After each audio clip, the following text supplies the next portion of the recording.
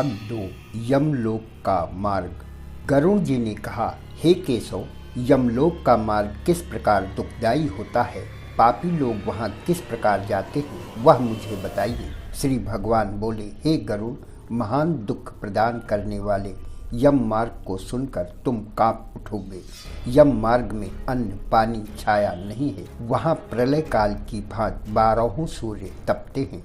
पापी मार्ग में बर्फीली हवाओं से पीड़ित होता है। सिंह, व्याघ्रों, विषधर सर्पों, बिच्छुओं द्वारा डसा जाता है। वह महान असिपत्र नामक वन नरक में पहुंचता है, जो 2000 योजन में फैला है। यह वन कौवों, उल्लुओं, गीधों, सरधों तथा डांसों से व्याप्त है। अंधेरे कुएं में विकट बर्फ से गिरता है, कीलों तथा छुरे की धार पर चलता है। वहीं जोंक से भरे तालाब में गिरता है। तपती बालू, शिलावृष्टि, रक्त, गर्म पानी, खारे पानी और कहीं घना अंधकार मवाद विष्टा से भरे तालाब मिलते हैं। मार्ग में बीचों बीच उग्र और घोर वैतरणी नदी, जो 100 योजन चौड़ी है, उसमें रक्त मांस का कीचड़, केश रूपी सेवार, विशाल घड़ियाल रहते हैं। पापी को देखकर वह नदी खौलने लगती है।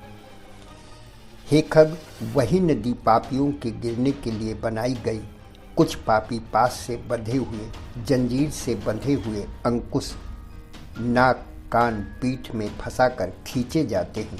यम मार्ग में जाता हुआ वह मंद बुद्धि प्राणी यह सोचता है, मैंने दान, हवन, धर्माचरण, तपस्या, पूजा, देव नदी गंगा का सहारा क्यों नहीं? हे देही, तुमने ब्राह्मणों की पूजा नहीं की, पुराणों को नहीं सुना, धर्म के उपदेशों को नहीं माना, दूसरों का उपकार नहीं किया। हे जीव, तुमने जो किया अब उसी का फल भोगो।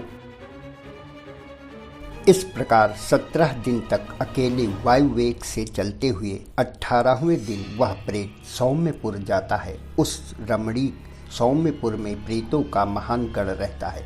वहाँ पुष्प भद्रा नदी और अत्यंत प्रीतने वाला वट वृक्ष है। वहाँ विश्राम करता है और फिर सौरपुर को प्रस्थान करता है। वहाँ काल के रूप को धारण करने वाला जंगम नाम का राजा रहता है। वह अति डरावना है। उसके बाद वह प्रेत नगेंद्र भवन, जहाँ भयंकर वनों को देखकर दुखी होता है तथा यम किंकरों के द्वारा पास से खींचकर आगे गंधर्व नगर ले जाया जाता है। फिर वह शैलाग्रामपुर, जहाँ पत्थरों की वर्षा होती है, कष्ट सहता हुआ कौंचपुर, फिर क्रूरपुर, दुख से कांपता हुआ पहुँचता है। उसके बाद चित्रभवनपुर, यहाँ यम का छोटा भाई विचित्र नाम वाला राजा, जो अपने विशाल शरीर से पापी जीव को डराता है, यहाँ कैवर्त महावैतरणी नदी को पार करने के लिए एक नाव लेकर आते हैं। वे कहते हैं, यदि पुण्य किया है तो इसमें बैठ सकते हो। नदी खौलने लगती है। आकाश मार्ग से चलने वाले दूत पापी के मुख में कांटा लगाकर बंसी से खींचते हैं। फिर 7वें मास में पापी जीव बहवापुर को जाता है। हे पक्षीराज, उस पुर को पार कर दुखदपुर को जाता है। अति दुख पाता हुआ आकाश मार्ग से क्रंदन करता हुआ नाना क्रंदपुर तथा सुसुप्त भवन नामक नगर में पहुंचता है। 11वें मास में रौद्रपुर को जाता है। वहाँ प्रेतों को दुख देने वाले मेघ घनघोर वर्षा करते हैं। फिर वह जीव सीताढ़ नामक नगर, जहाँ हिम से भी महान ठंडक पड़ती है, उसके बाद वर्ष के अंत में यमपुर के निकट बहुभीतिपुर में जाकर हाथ भर माप के शरीर को छोड़ देता है।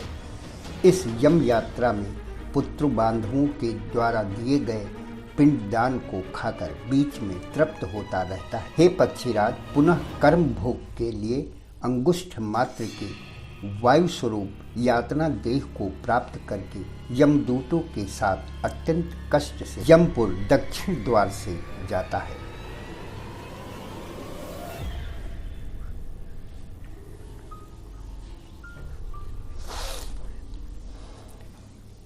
चित्रगुप्त द्वारा लेखा जोखा और चित्रगुप्त द्वारा लेखा जोखा और धर्मराज द्वारा दंड का निर्धारण भाग 3 वीडियो में देखें।